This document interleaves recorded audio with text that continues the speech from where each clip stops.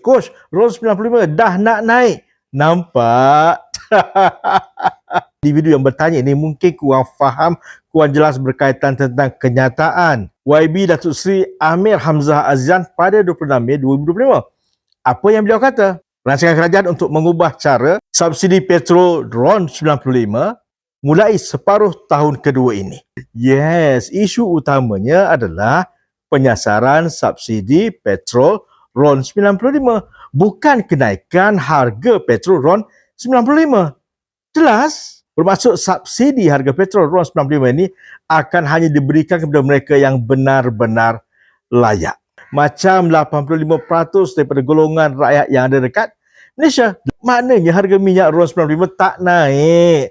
Saya ulang, tak naik. Cuma bagi orang atas-atas, orang kayangan, orang kaya-kaya, dia akan beli minyak RON 95 tanpa subsidi. Itu saja. Nampak? So, Alhamdulillah kita orang kampung ni, kita orang bandar yang biasa-biasa, tak payah nak risau, tak payah nak bimbang, tak payah nak kelang kabut, tak payah nak melatah, sebab apabila ianya dilaksanakan, kita masih lagi bayar harga minyak petrol RON 95 dengan harga yang bersubsidi. Nampak? Tapi macam mana pula nak justify orang ni layak subsidi, orang ni tak layak subsidi? Sebab itu akan diaplikasikan melalui MyKad.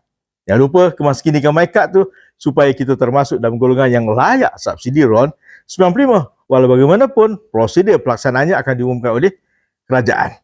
Nampak? Yang paling penting apa tahu? Kita masih lagi dapat subsidi petrol RON 95. Betul? Assalamualaikum warahmatullahi wabarakatuh.